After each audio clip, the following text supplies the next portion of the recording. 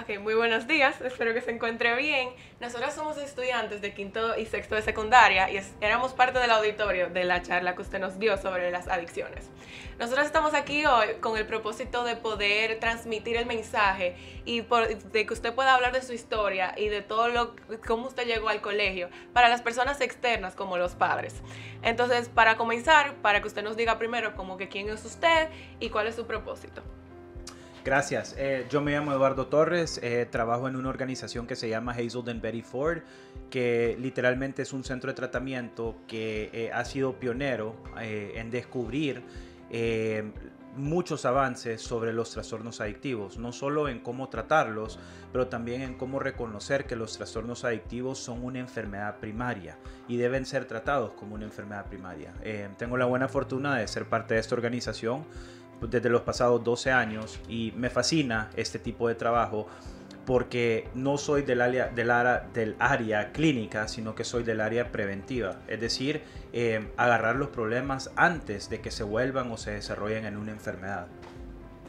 Ok, entonces cuéntenos un poco sobre su historia con las adicciones. Sí, totalmente. Pues para empezar soy salvadoreño, crecí toda mi vida en El Salvador.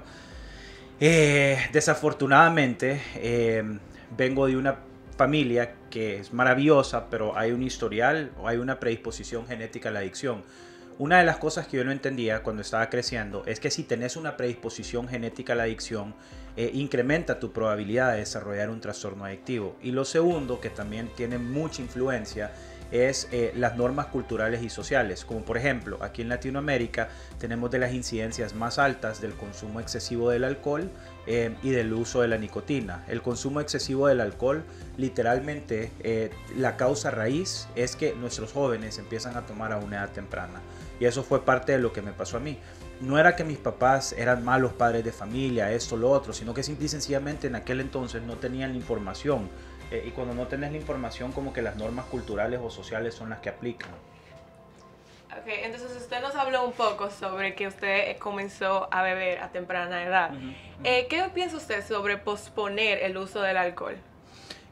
Lo que te dice la ciencia es que en términos de prevención, la ciencia no está basada en que nunca tenés que decir que no o que nunca tomes o esto o lo otro, sino que es cómo puedes prevenir las adicciones con algo tangible, posponer lo más que podás. Y la razón detrás de esa es simple, es porque el cerebro del adolescente todavía no se ha desarrollado enteramente. Entonces hay una diferencia astronómica y patológica y anatómica en que un adolescente tome en comparación a que un adulto tome. Lo que tratamos de hacer es concientizar a las audiencias jóvenes para que entiendan que posponer es la mejor herramienta en cómo prevenir adicciones para que después lo puedan hacer responsablemente. Si aquí no es en contra del alcohol, en contra de las drogas, sino que es empoderar a los jóvenes con información para que puedan tomar mejores decisiones informadas, basadas en evidencias científicas, no en pensar lo que piensan, que sepan que están basados en normas culturales o lo que oyeron de un TikToker, etcétera, etcétera. Bien, usted acaba de mencionar las normas culturales, entonces igual también hace referencia anteriormente a algo que dijo de no, que en Latinoamérica tenemos la mayor incidencia de alcoholismo, fue que usted dijo. Entonces aquí viene mi pregunta. Dado que nuestro ámbito social y cultural está tan normalizado beber alcohol, consumirlo, al punto de que muchos padres dicen, yo le voy a enseñar a mi hijo a beber. O sea, ¿qué usted cree de esto realmente? ¿Cuál es su opinión? Creo que es una excelente pregunta. Y es una pregunta que muchos padres de familia usualmente nos hacen. Pero yo puedo proteger a mi hijo si le enseño cómo tomar a una edad temprana. Pero lo que te dice la ciencia es que eso no le ayuda, sino que todo lo contrario, le incrementa el riesgo. Tu pregunta, muy importante, porque ¿cómo combatís eso? Y no se trata de tratar de cambiar las culturas, decirles que están haciendo algo malo, sino que reemplazar las creencias culturales y sociales con información que está basada en evidencia científica para empoderar que puedan tomar mejores decisiones. Como por ejemplo, te doy un ejemplo muy personal para mí. A mí en mi familia, pues básicamente yo soy el mayor de 4. La única razón por la que mis 2 hermanos no desarrollaron un trastorno adictivo y porque hemos roto el ciclo conductual de adicciones en mi familia fue porque me mandaron a un centro de rehabilitación a los 19 años. Al mandarme a un centro de rehabilitación, mis papás se concientizaron con información que pudieron transmitir a mis hermanos antes de que ellos empezaran a tomar esa decisión. Esa es la diferencia entre tener el conocimiento y no tenerlo, lo cual yo no lo tuve. Pero si hay el silver lining de mi adicción es que, gracias a Dios, por mí fui como el catalizador para que mis hermanos no cayeran lo mismo que yo. Se rompiera esa genética, por así decirlo, exacto, esa sí. rutina. Bien, yo tengo otra pregunta, que es, usted dice que es importante, ¿verdad? Pues tener esta conciencia de las bebidas alcohólicas. Entonces, y de tener esa disposición de información, esa disponibilidad de información, que obviamente es obvio que usted pertenece a otra generación que nosotros. Y usted dice no. Gracias.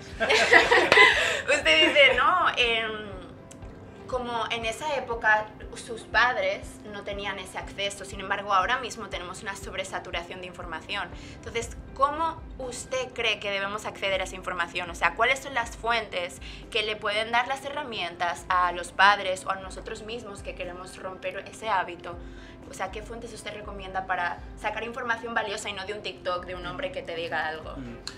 Gracias, excelente pregunta, y creo que estas son el tipo de preguntas que más importan para los padres de familia, porque para los que nos están oyendo ahorita, una de las cosas que es bien importante entender es de que la mayoría de nuestros jóvenes, y aquí hay dos jóvenes, como dicen, que soy de otra generación porque lo soy, gran parte del problema es de que en esta generación tienen tanto acceso a información, están siendo bombardeados consistentemente con información de TikTokers que ya carecen de pensamiento crítico. Entonces, cuando careces de pensamiento crítico, tendes a creer lo que cualquier cosa que te venden o que te digan. Pero ¿cómo podemos reemplazar eso? Predicando la alfabetización mediática, que es sumamente importante, especialmente para esta generación. Y lo segundo, que también creo que es muy importante, es que como padres de familia tenemos que buscar información que está basada en evidencia científica. Un bonito lugar para empezar son las universidades, los research universities. Stanford, si quieren saber sobre los vapings o cigarrillos electrónicos o vapes, la Universidad de Stanford tiene un programa pionero de combatir la desinformación proveyendo información que está basada en evidencia científica. Lo segundo, un buen website es snopes.com, donde puedes fact-check cualquier claim que cualquier persona te da en internet. Entonces creo que nos tenemos que armar con estas herramientas para empezar a usar el sensor y empezar a foster el pensamiento crítico. Perfecto. Bien, aquí nuestra última pregunta. Usted menciona los vapes y que hay muchos researches que están proveniendo esta nueva información, que obviamente todos sabemos que los vapes son prácticamente nuevos en la industria.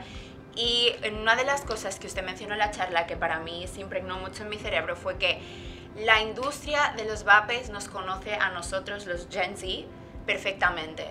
Entonces, mi pregunta aquí es, ¿qué tan malos son los vapes comparados como por ejemplo con los cigarrillos, que sería lo típico de una generación anterior que la nuestra?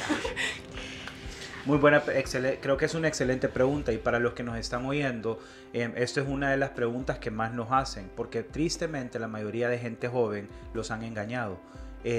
Cuando alguien me pregunta a mí cuál es peor, el cigarrillo o el vape, pues hay varias maneras de contestar esa pregunta. La primera es, ok, lo que las compañías de vapes le hacen saber a la gente joven, especialmente a esta generación, es una cosa, y eso consiste en lo siguiente, sí, pero nosotros no te damos cáncer. ¿Por qué? Porque saben que la palabra cáncer elicita una reacción, da miedo, exacto, crea esa reacción visceral de miedo. Entonces, evidentemente, cualquier cosa que no dé cáncer, el cerebro automáticamente lo correlaciona con, ha de ser saludable. Eso es una cosa. Pero lo que no le dicen a esta generación es que lo que mata a la mayoría de gente que fuma cigarrillos no es cáncer, son enfermedades cardiovasculares, y eso lo causa la nicotina. Y el problema es que la nicotina en los cigarrillos electrónicos es mucho más potente. Ha sido modificada genéticamente para hacerlos adictos lo más antes posible, y obviamente el estrago es en enfermedades cardiovasculares a una edad temprana, decrecimiento del telomerasa, que es parte del ADN, que si eso se decrece, pues desafortunadamente hay un envejecimiento celular a una edad mucho más temprana, al igual que las arterias que empiezan a decrecer, se vuelven mucho más anchas. Esas son las informaciones que no quieren que tú sepas, ni quieren que los padres sepan. Entonces todo está disfrazado y son campañas que de verdad son criminales. O sea, a estos jóvenes les dicen, el vape solo tiene 5% de fortaleza, pero lo que no saben es que ese 5% significa 60 miligramos de nicotina en un pod así, que es el equivalente a fumarse entre 20 a 30 cigarrillos. Dios. Yo creo que esa es la parte con la que, de la charla, con la Exacto. que todo el mundo se quedó, porque Sí, definitivamente. como decíamos, ante la mala información, entonces Sí. todo el mundo se quedó de que, ¿cómo así? Porque todo el mundo pensaba que el vape hacía menos daño Yo que el creo cigarrillo. que después de la charla que tuvimos habría que haber hecho una encuesta antes y después, antes de decir ¿qué es peor para ti, el vape o el cigarrillo? Porque yo estoy seguro que muchos de nuestros estudiantes fuman vapes con la excusa de que son mejores que los cigarrillos, porque eso es lo que nos han hecho creer. Y también yo considero que los vapes son muy populares porque obviamente cuando uno está haciendo algo malo, indebido, como es fumar realmente, ningún padre quiere que su hijo lo haga, pues no queremos que lo sepan, por lo tanto el vape da esa como protección de no huele, no nada, entonces yo considero que eso también es súper como, es una evidencia de que realmente nos conocen a la perfección. A la perfección, claro. Sí.